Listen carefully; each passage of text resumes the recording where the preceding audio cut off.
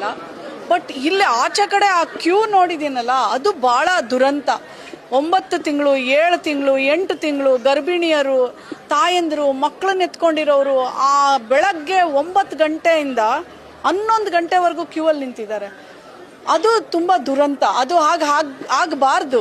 It should not happen. Actually ಹೆರಿಗೆ ತಾಯಿ ಮಗುವಿನ ಆಸ್ಪತ್ರೆಯಲ್ಲಿ ನೀವು 3 ಅಲ್ಲ 10 ಕೌಂಟರ್ ಮಾಡಿ, ಬಟ್ ಆ ದುಸ್ಥಿತಿಯಲ್ಲಿ ಬರಬಾರ್ದು. ಯಾಕೆಂದ್ರೆ ಅದು ನೋಡಿದಾಗ ಎಷ್ಟು ಪೆಥೆಟಿಕ್ ಅನಿಸ್ತಾ ಇತ್ತು ನನಗೆ. ಇವತ್ತು ಹೇಳಿದ್ದೀನಿ ನಾನು, ನಾಳೆ ನಾನು DC ಆಫೀಸಲ್ಲಿ ರಿವ್ಯೂ ತಗೊಳಕ್ ಮುಂಚೆ ಕೌಂಟರ್ಸ್ ಆಗಬೇಕು. 3 ಅಲ್ಲ 5 ಮಾಡಿ, ಬಟ್ ಆ ವ್ಯವಸ್ಥೆಗೆ ಬರಬಾರ್ದು. ಅಂಡ್ ಇನ್ ಮುಂದೆ ಹಂಗೆ ನಡಿಕೂಡ್ದು. ಅದು ಬಹಳ ಅದು ಒಂದು ದುರಂತ ಅದು.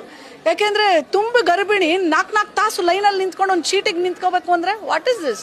It is not right. It is not acceptable. ಇದಕ್ಕಿಂತ ಮುಂಚೆ ಲೋಕಾಯುಕ್ತರು ಬಂದಿದ್ರು, ಅವತ್ತು ಕೂಡ ಇದನ್ನೇ ನೋ ಹೇಳಿದ್ರು. ಆದ್ರೆ ಇನ್ನೂ ಕೂಡ ಅದು ready no it will happen. It will happen. Otherwise, action will be initiated. I will write to the authority. I will not. ಅಂದ್ರೆ ನಾನೊಂದು ತಾಯಿಯಾಗಿ, ಮಹಿಳಾ ಆಯೋಗದ ಅಧ್ಯಕ್ಷೆಯಾಗಿ ಅದನ್ನ ನಾನು ಸಹಿಸ್ಕೊಳ್ಳೋದಿಲ್ಲ. And I will bring it to the DC tomorrow. ನಾನು ಬರೋ ಅಷ್ಟರಲ್ಲಿ ಇವ್ರು ಕೌಂಟರ್ ಮಾಡಬೇಕು. That's very important for me. ಅವರನ್ನ ಬದಲಾವಣೆ ಮಾಡ್ತೀವಿ, ಅವಕಾಶ ಮಾಡೋದಿಲ್ಲ. ಬರ್ಬೇಕಂತಂದ್ರೆ ಅವ್ರಿಗೆ ಆಮೇಲೆ ಅವ್ರಿಗೂ ಸಹ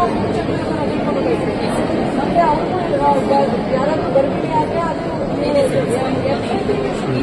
ಕೊಡ್ತೀರಲ್ಲ, ಮತ್ತೆ ಏನಾದ್ರು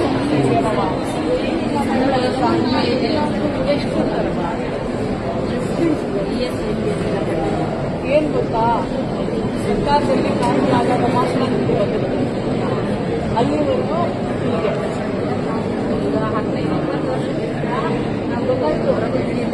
ಗೊತ್ತಾಯ್ತು. ನನಗೆಲ್ಲ ಗೊತ್ತಿದೆ, ನನಗೆಲ್ಲ ಗೊತ್ತಿದೆ. ಎಲ್ಲ ನಡೀತಾ ಇದೆ.